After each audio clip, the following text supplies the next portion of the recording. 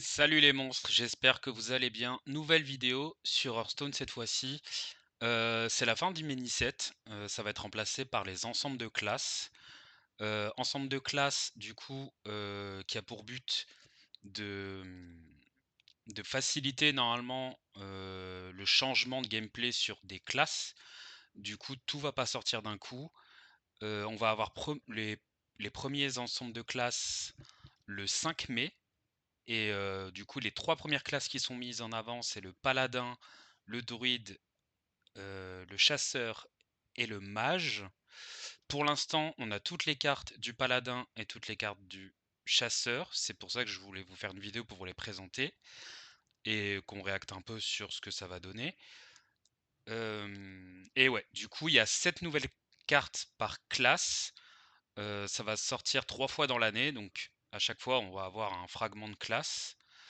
Là, on a les 4 premières. L'idée, du coup, c'est de plus sortir 3-4 cartes pour une classe qui sont censées booster quelques archétypes et parfois même passer à la trappe. La nouvelle idée que Blizzard a, en fait, c'est de sortir 7 nouvelles cartes qui sont censées créer un nouvel archétype dans chaque classe.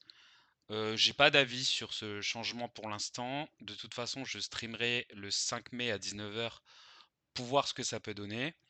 En attendant, on va juste analyser les 14 premières cartes et voir là où ça peut nous emmener. On va commencer par le paladin avec la légendaire Arator the Redeemer, qui elle en cri de guerre dit que ça double les stats des recrues de la main d'argent et leur donne provocation. Donc les recrues de la main d'argent sont les serviteurs qui sont invoqués par le pouvoir héroïque du paladin. Euh, donc là, on a tout de suite la couleur du gameplay vers où veut nous emmener Blizzard. C'est donc de tourner autour des recrues de la main d'argent. Actuellement, dans le jeu, si je ne dis pas de bêtises, je suis pas allé voir avant, mais la seule carte qui met des recrues de la main d'argent, qui est pas mauvaise en soi, mais qui pour moi est la seule carte qu'on a, c'est l'arme 1-4 qui invoque 3 recrues de la main d'argent en cri de guerre. Donc faut voir si les 7 autres cartes peuvent booster l'archétype. Mais pour l'instant, c'est la seule carte qui tourne autour des recrues de la main d'argent qu'on a, si je ne dis pas de bêtises. Et donc là, on a une légendaire qui donc booste les stats et donne provocation aux recrues. La seule chose qui m'embête, c'est peut-être pas les 5 de mana parce que ça peut arriver en fin de curve et booster le board qu'on aura réussi à installer. Le seul problème, c'est que j'aurais aimé que ce soit un boost permanent, ça aurait peut-être été trop fort. Le souci, c'est que les recrues de la main d'argent sont relativement faibles, car elles sont 1-1 de base, donc à voir sur les 6 prochaines cartes. Mais le fait que ce soit un cri de guerre, il y a peut-être des moments où quand elle va arriver, elle aura juste pas d'impact en fait, on aura juste posé une 5-6 pour 5 qui aura boosté une ou deux recrues. J'ai pas l'impression que l'impact soit suffisamment puissant pour que la carte soit jouée, mais on verra ensuite avec les cartes. Mais dans l'immédiat, je suis pas hyper convaincu. Donc on va regarder la suivante. Donc ensuite, on a l'Hellbonding Blade, qui elle, en cri de guerre, va donner +1/+1 aux recrues pour toute la partie. Ça, c'est plus intéressant. Je pense qu'elle aurait mérité de coûter 4 parce que du coup, elle se challenge avec ça. Même si du coup, je pense qu'on préfère jouer l'arme que l'Arator en fait. Parce que du coup, c'est un boost +1/+1 permanent. Donc ça veut dire que les recrues qui sont déjà en jeu gagneront +1/+1. Ça veut dire que les recrues qui seront invoquées auront +1/+1. Mais 5 de mana pour une 3-2 qui donne +1/+1 aux recrues, ça me semble un peu lent. Je pense qu'elle aurait mérité de coûter 4. Mais du coup, soit ce sera joué et pas ça, soit on jouera ça fois 1 et ça fois 1 si on croit en l'archétype. C'est un peu dommage que ça coûte 5. Dans l'idée, si on veut booster l'archétype, la carte n'est pas mauvaise, mais selon moi un peu chère. Ensuite, le Brash Battle Master 2-1 Ruée. en cri de guerre, pardon, en râle d'agonie, donne au recrue de la main d'argent +1 d'attaque. Alors ça, c'est plutôt une bonne carte en vrai. Parce que du coup, c'est encore une fois un effet définitif. C'est-à-dire qu'une fois que la carte est morte, les recrues de la main d'argent seront du coup de base 2-1 jusqu'à la fin de la partie. Il a Rush, donc c'est une carte qui peut prendre des trades tout de suite. Elle coûte 2, donc ça se développe vite, donc c'est une bonne carte d'early. Et en plus, comme elle n'est pas légendaire, on peut en jouer 2. Donc ça fait un boost pour les recrues de 2 d'attaque définitif sur une carte qui est vraiment potable dans l'archétype. Donc très bonne carte pour l'archétype, en tout cas j'y crois beaucoup plus que les deux premières. Et si on doit jouer un deck autour des recrues de la main d'argent, on jouera forcément celle-ci.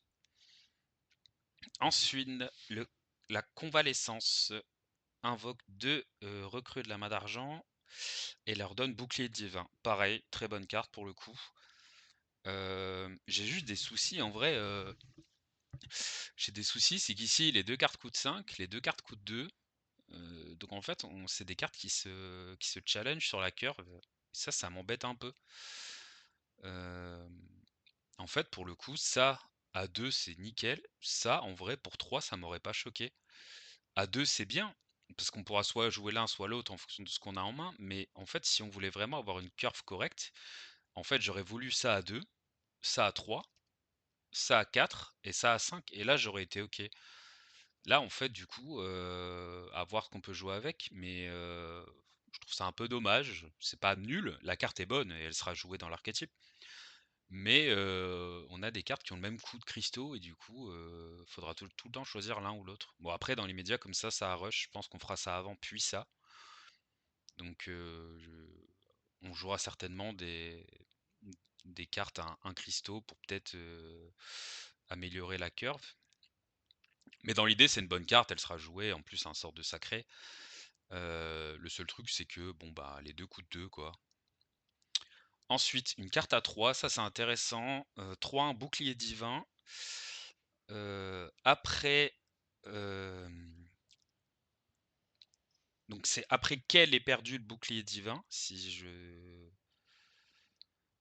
dis pas de bêtises. Ça donne plus un d'attaque, non, plus un PV au recrue de la main d'argent pendant la partie. C'est pas mauvais. 3 un bouclier divin pour 3 dans les médias, c'est pas ouf. Le fait qu'il y ait un effet qui proc sur sa paire de boucliers divins, c'est intéressant. Après, on peut en jouer 2. Donc ça peut faire un boost de 2. Donc en fait, si lui, les deux meurent, et si ça, les deux meurent, ça fait, sans compter le reste, ça fait des recrues 3-3, ce qui est pas mal. Je me demande juste si, en vrai, dans l'idée, ça aurait été pas mieux que ça booste l'attaque, encore une fois, et juste d'avoir des recrues avec beaucoup d'attaque. Peut-être que je me trompe. La carte est pas mauvaise, ce sera joué dans l'archétype. Juste, je me demande si on n'aurait pas préféré booster l'attaque encore. Peut-être que je me trompe, mais... Parce qu'en fait, si les deux meurent 3-3, c'est intéressant. Mais si on a qu'une qui meurt, en fait, le fait qu'ils aient deux d'endurance, c'est pas la folie, quoi. Donc à voir. Ensuite, Charity. Get copy. Donc, vous obtenez une copie d'un serviteur allié et lui donne +3/+3.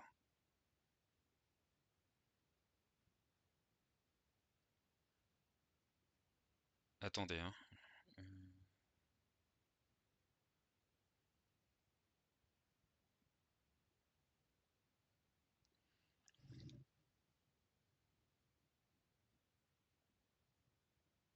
Ah d'accord, ok. Je pense que je viens de comprendre, excusez-moi.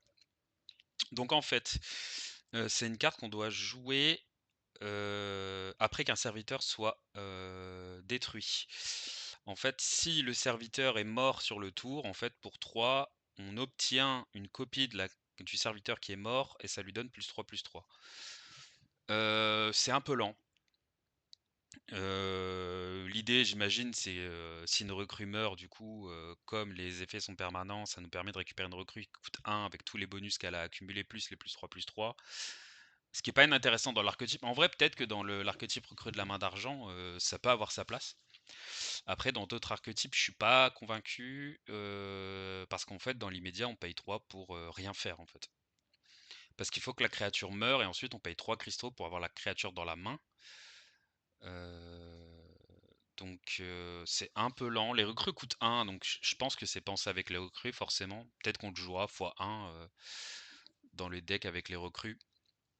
Mais sinon, si on pense à l'ensemble, de paladins, c'est un peu lent selon moi. À voir si je me trompe. C'est pas mal avec l'œuf aussi, mais en même temps l'œuf, les gens le détruisent pas en général, donc faut voir. Mais, mais bon, dans les recrues peut-être, pas x2, mais la carte est globalement moyenne, en vrai. Ensuite, Teamwork, Summon and Get. Summon and Get. Donc ça voudrait dire qu'on invoquerait. Pour moi, ce que je comprends, c'est qu'on invoque 4 recrues de la main d'argent. Et on en a 4 dans la main en plus. Si c'est ça, c'est pour l'archétype, c'est monstrueux, hein. Invoquer 4 recrues et en avoir 4 en main, sachant qu'on peut les booster, pour le coup, ça j'y crois, hein. Dans l'archétype, pour moi, c'est vraiment une bonne carte, hein. J'ai pas grand chose à dire de plus, la carte est simple. Mais ok. Donc dans l'ensemble, ça j'y crois moyen. C'est un peu lent. À voir comment on arrive à faire rester les recrues sur le champ de bataille. Le seul truc, c'est qu'en fait, c'est la seule carte qui booste pas de manière permanente et je pense vraiment qu'on risque de se passer de cette carte. On verra, mais je pense qu'on peut se passer de cette carte en vrai. Ou peut-être en finisher. Mais du coup, on a cette arme qui, en complément de ceci et de ceci, commence vraiment à proposer quelque chose d'intéressant. C'est vrai que ça, du coup, ça rentre dans la curve de l'arme. Peut-être qu'on jouera ça x1, ça x1, et que le reste on le jouera x2, et peut-être ça x1. Mais dans l'immédiat, ça ce sera x2, ça ce sera x2, ça x2, ça x2, et les deux autres, j'ai un doute. Donc on testera ça le 5. Et on va maintenant passer sur Chasseur. Donc Chasseur, la légendaire c'est Talia, une 4-6 pour 5, en cri de guerre. Donc c'est un cri de guerre définitif, c'est pour toute la partie. Les cartes qui invoquent des compagnons animaux en invoquent un de plus. Donc dans l'idée c'est pas mal. Juste, je pense que à part le sort à 8 qui a été ajouté au set fondamental, je crois que pour l'instant on n'a pas d'autres cartes qui invoquent des compagnons animaux. Je peux me tromper, mais je ne crois pas. Mais c'est un peu comme avant avec le paladin. Donc j'imagine qu'en fait on a une carte dans le set fondamental qui fonctionne avec le, le nouveau ensemble de classes. Donc 8 au total, un peu comme le paladin avec l'arme. Et du coup, je pense que les cartes suivantes qu'on va voir tout de suite vont certainement beaucoup tourner autour de ça. Dans l'idée, pas mauvaise carte, hein. Je préfère largement celle-là à celle du paladin parce que du coup, bah, c'est pour toute la partie. C'est un peu lent du coup parce que du coup, on a un effet qui va durer toute la partie qui arrive tour 5, mais c'est meilleur que la paladin en tout cas. Si on joue l'archétype, on a plus envie de jouer celle-là que celle du paladin, je trouve. Ensuite, donc le Spirit Speaker, 2-2 pour 4, ça fait mal, c'est des stats vraiment horribles. On choisit un compagnon animal et on l'invoque. Donc pour le coup, c'est intéressant. Le seul problème, c'est ce que je disais, c'est que ça coûte 5, ça coûte 4. Donc en général, la plupart du temps, on va jouer ça avant ça. En revanche, en termes de stats, ça devient intéressant. C'est une 2-2 pour 4 qui va invoquer un compagnon animal qu'on va choisir du coup. Donc on a le 4 de charge, on a le 2-4 qui booste de 1 d'attaque tout le board allié, et on a la 4-4 taunt. Donc en vrai,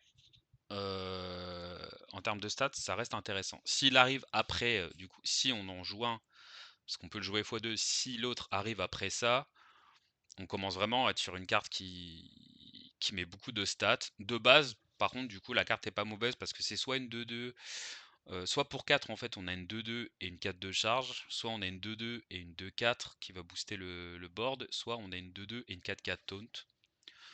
Donc en vrai, la carte est ok, c'est plutôt sympa. Ensuite, Migrating Elec, 3-4 pour 3, c'est plutôt cool. Remplace le futur animal compagnon par une random beast qui coûte 1 de plus. Alors je sais plus, parce qu'en fait on avait un sort qui nous donnait un compagnon animal de chaque dans la main qui coûtait 2. D'ailleurs je sais plus si ça c'est encore dans l'extension ou pas. Mais je crois que c'est le sort qui disait que ça coûtait 2 et je crois que les compagnons coûtent 3. Donc si c'est le cas, ça veut dire que ça invoque des bêtes qui coûtent 4 et du coup il faudrait aller chercher pour voir si la carte vaut le coup. Si le pool de bêtes à 4 est plus intéressant que les compagnons animaux qui sont déjà un peu surstatés, pas vraiment, mais c'est surtout la 4-4 provocation pour 3 qui est surstatée. Ensuite la 4 de charge pour 3 c'est ok et la 2-4 pour 3 c'est ok.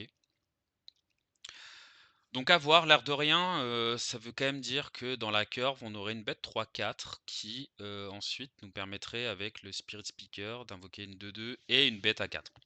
Il faudra aller voir le pool de bête à 4. Dans l'idée, c'est le genre de carte qui va être forte là actuellement. Si le pool de bête à 4 est bon, parce que en fait, comme on a une rotation, on a peu de cartes par rapport à une fin de saison où on a 3-4 extensions dans les dents. Et du coup, là, si le pool de bêtes à 4 est bien, la carte sera meilleure peut-être qu'ensuite.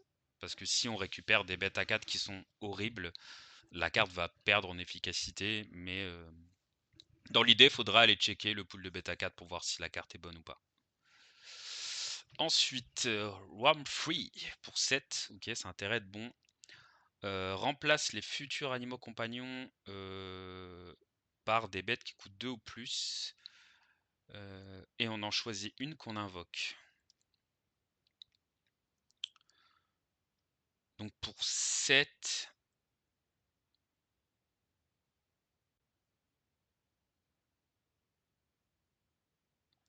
Ouah, ça m'a l'air nul.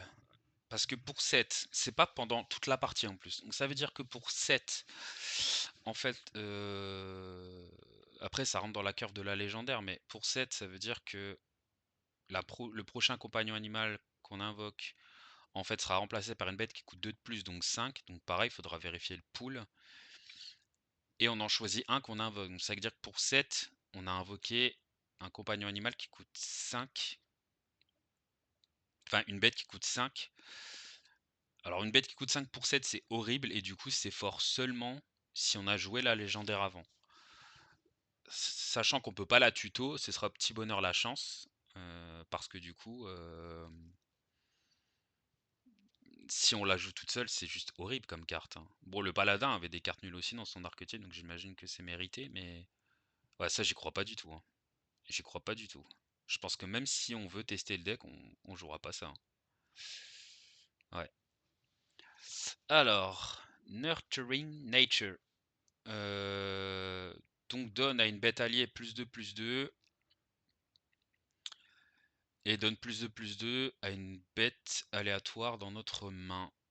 Alors du coup j'ai du mal à voir la synergie avec les compagnons animaux, sauf le fait que ce soit des bêtes. Ensuite, donner plus 2 à une bête alliée sur le champ de bataille et une bête alliée dans la main. J'ai pas l'impression que ce soit très fort. En tout cas, pas dans l'archétype qu'ils veulent nous mettre en avant. À voir si dans le reste du set chasseur ça peut avoir un intérêt. Parce que ça fait plus 4 de stats pour 2, mais en général, les cartes qui boostent juste comme ça, c'est rarement pas joué. Donc je dirais que la carte est moyenne. Ensuite, Tempête, pour un mana, remplace votre futur compagnon animal par une bête aléatoire qui coûte 1 de plus et vous piochez une carte. Donc ça veut dire que la carte se recycle tout seul, parce qu'une fois qu'on la joue, on pioche. Mais la carte dans le média fait rien, mais elle est recyclée tout de suite, donc ça c'est pas mal. Et ça fait que la prochaine carte qui est censée invoquer un compagnon animal. Après c'est le futur en fait. Donc, je sais pas trop comment ça marche, c'est pas que invoquer en fait. C'est-à-dire que si on peut en jouer un, ça fait pareil, mais ouais, faut voir. Pour moi la carte est bien sans être ouf. Le fait qu'elle se recycle, c'est quand même bien parce que ça la rend jouable en vrai. Parce que si c'était juste le même texte sans piocher une carte, ce serait horrible de payer un pour rien faire dans les médias. Là, le fait qu'elle se recycle, ça la rend ok. Et du coup, encore une fois, faudra check le pool des compagnons animaux. Pas des compagnons, des bêtes qui coûtent 4 en fait. Et ensuite, la Westland Vanguard, 3-3 pour 4, du coup encore une carte à 4. Elle inflige 3 de damage répartis à 3 ennemis. Ok. Putain, c'est marrant parce que, en vrai, du coup, par rapport au paladin qui cherchait vraiment à mettre en avant la synergie avec les recrues de la main d'argent, là, on a ça qui fonctionne, ça qui fonctionne, ça qui fonctionne. Bon, on en a quand même pas mal, mais parce que du coup, ça, c'est pas forcément voué à être joué dans l'archétype. Et ça non plus. Par contre, il y a deux choses qui m'intéressent comme sur cette carte. Je sais pas si elle sera jouée, parce que dans les archétypes actuels qui sont joués en chasseur, je pense que t'as pas envie de jouer la carte. Mais la carte, dans l'idée, est pas mauvaise, parce que ça veut dire que il n'est pas écrit random, donc ça veut dire qu'on...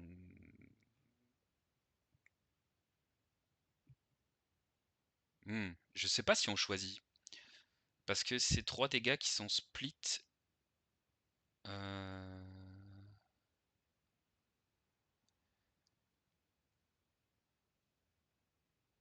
Ça peut toucher le joueur aussi. En fait, je sais pas si on choisit, mais il n'est pas écrit random. Donc là, dans la trad, je suis un peu perdu.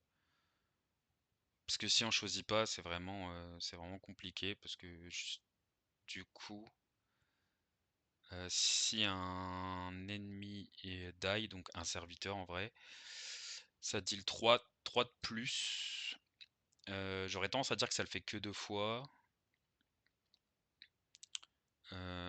Je sais pas si dans l'idée ça peut le faire à l'infini, je suis pas sûr.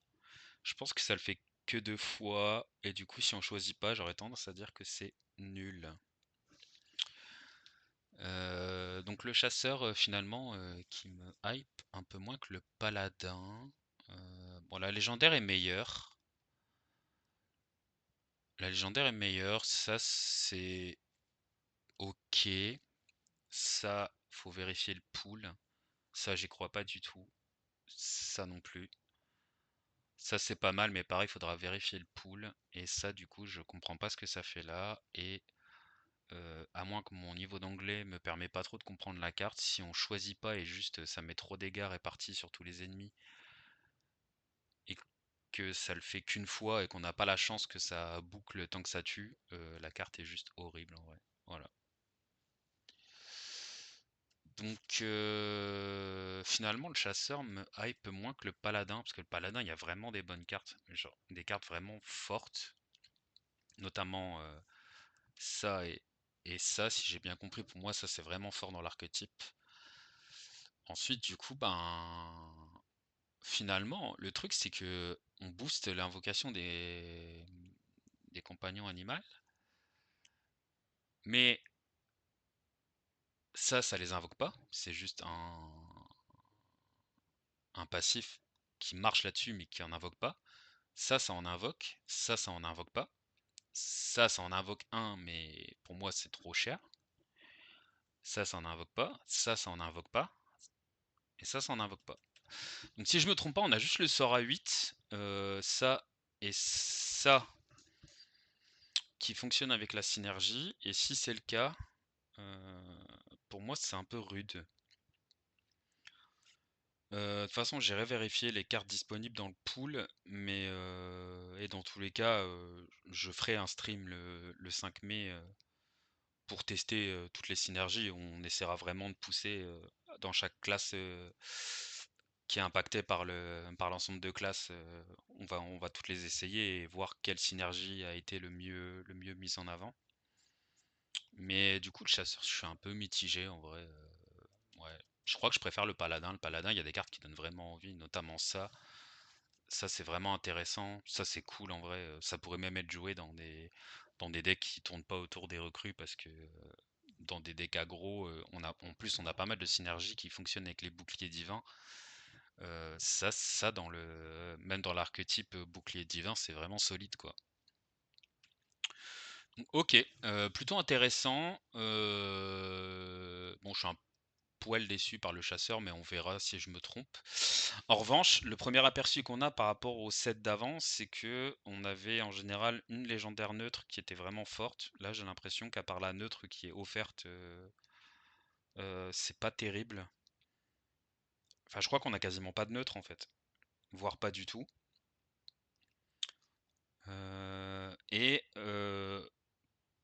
Par contre, si on regarde le paladin, ça a vraiment l'air de créer un nouveau deck. Donc peut-être que leur idée est pas non plus de créer un deck complètement pété et que ça remplace tous les decks paladins. Par contre, le fait d'avoir la possibilité euh, d'avoir un nouveau deck thématisé à essayer, je trouve ça cool.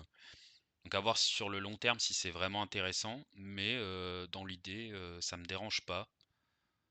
Donc je suis curieux de voir ce que ça donnera le 5 mai. Je vous laisse sur la fin de cette analyse. N'hésitez pas à me dire en commentaire ce que vous avez pensé de mon avis sur les cartes et de ce que vous pensez des cartes. Et ce que vous pensez aussi au global du fait que le mini-set soit remplacé par les ensembles de classes. Je vous laisse là-dessus. On se reverra aussi pour la prochaine analyse. Dès qu'une nouvelle classe est sortie, on l'analysera. Je vais peut-être attendre du coup que Druide et Mage soient sortis, comme ça on fait deux par deux. Et une fois que Druide et Mage est sorti, on fera le même type de vidéo.